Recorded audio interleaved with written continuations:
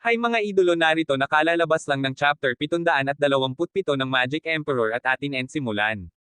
Sa nakaraang kabanata nga ay nagulat ang kalaban sa panglilan lang ng ating bida, na hindi niya lubos akalain na pinapasakay lang pala siya ng bida. Nagwika ito at sinabing, "Gayunpaman, kahit na handa akong matalo sa aspetong iyon, hindi ibig sabihin na gusto ko ito." Ang isang general na laging panalo ay hindi laging nananalo dahil hindi siya natalo, kundi dahil kaya niyang gawing tagumpay ang pagkatalo.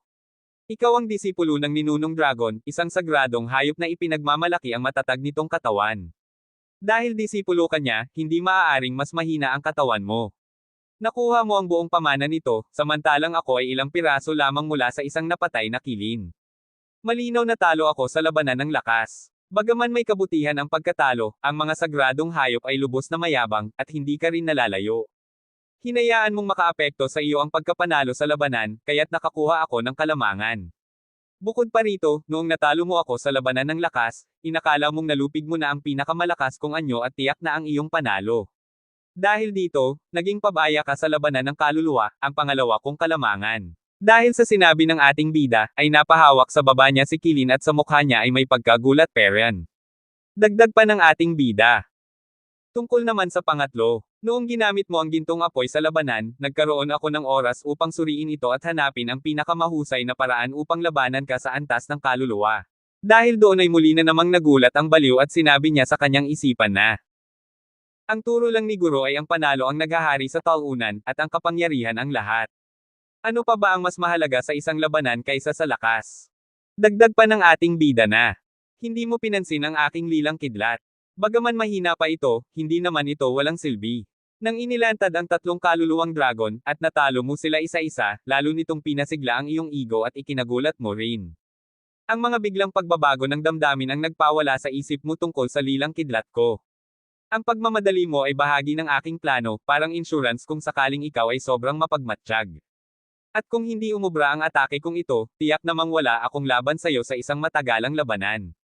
Pero ngayon, haha. Hindi ko ba sinabi sa'yo, bata, na masyado kang mapagmataas? At dito nga ay muli na namang naghanda ang ating bida sa isang pag-atake.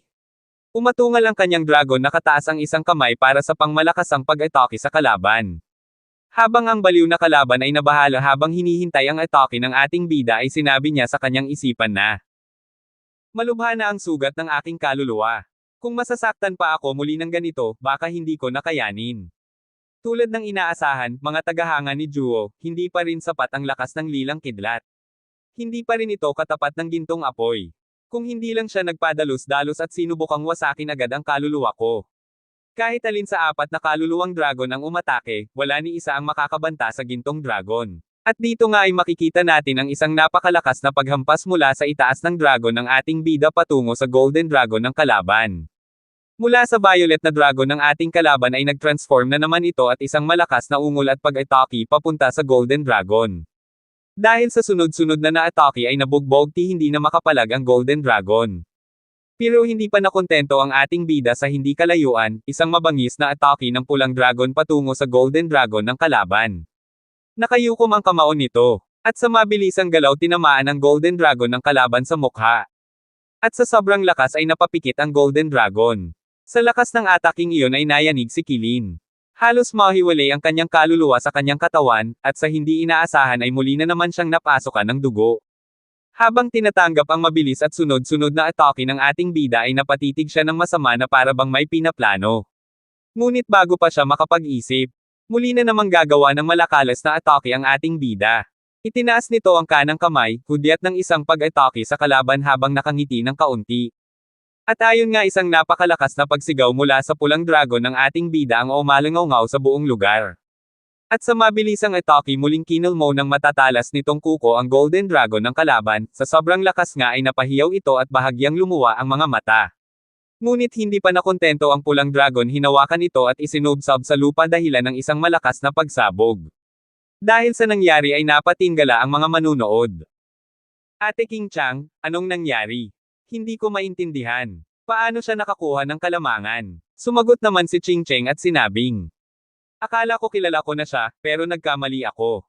Hindi ko inakalang mananalo siya gamit ang sarili niyang kahinaan. Isang tunay at may kakayahang lalaki ang mangangahas hanapin ang tagumpay mula sa sariling kahinaan. Habang ang isa sa likod ay napakomento naman. Para matalo si Yulin habang nasa rurok siya ng kanyang lakas. Tianshan, binuksan ng kapatid mo ang aking isipan. Akala ko noon, ang lakas niya ang dahilan ng pagiging pambihira niya. Ngunit ngayon ko lang tunay na naunawaan ang kahulugan ng palaging tagumpay. Nasa isipan ng lahat, hindi ito tagumpay na nakamit sa lakas. Dahil kahit pinagsama-sama pa ang apat na kaluluwang dragon, hindi nila natalo ang gintong dragon. Pero tingnan mo ngayon, bagbog na bagbog ang gintong dragon. Langit, paano niya naisip ang ganitong estratehiya? Anong mahirap paniwalaan? Hindi ko ba palaging sinasabi na galing siya sa isang hamak na ikatlong klaseng angkan? Pero sa loob lamang ng 10 taon, napalawak niya ito hanggang sa masakop ang imperyo. Hindi lang ito basta tapang. Palagi siyang nasa bingit ng panganib habang nakikipagsabuatan sa iba. Isang maling hakbang. Katapusan na niya. At nakipagsabayan din siya sa maraming tusong kalaban. Kapatid na lalaki, alam mong marahas ang tunggalian para sa kapangyarihan sa isang kaharian. Hindi ito kasing simple ng mga paligsahan ng sekta. At nakuha rin niya ang 3 pinakadakilang pag-iisip sa ilalim ng kanyang pamumuno.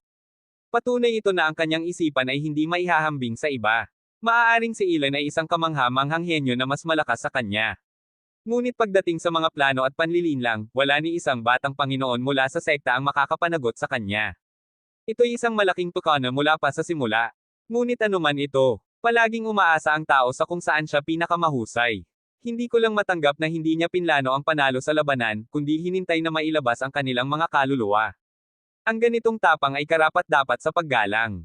Sino ba ang may ganoong kumpiyansa sa sarili? Ang kanina pang mga nanunood ay napatulala, sinabi ng isa habang may ngiti sa labi na. Ang nag-iisang siwang. Ang nag-iisang siwang ay isang mapanganib na taktika sa larangan ng digmaan.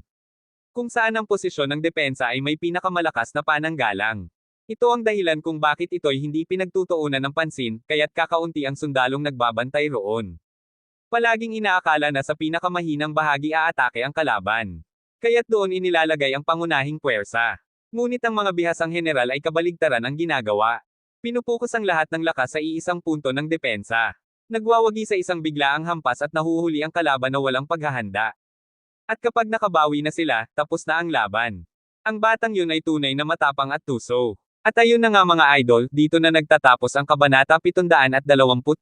Sanay abangan ninyo ang mga susunod na update, at para maging update sa mga bagong kabanata, huwag kalimutang mag-subscribe at i-hit ang notification bell.